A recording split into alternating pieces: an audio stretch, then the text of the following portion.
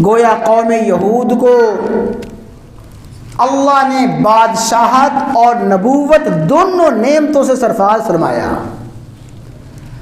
और ये कौम यहूद ही थी, ज़ल्ललना अलैकुमुल गमामा, बादलों ने इस कौम पे साया किया।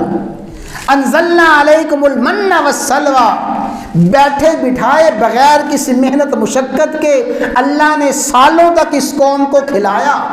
और ये कौम ही थी जिस कौम के लिए अल्लाह ने बहरे कुलज़म में रास्ते बनाए। और ये कौम ही थी अल्लाह ने जिनकी आँखों के सामने इसके दुश्मन को गरक किया।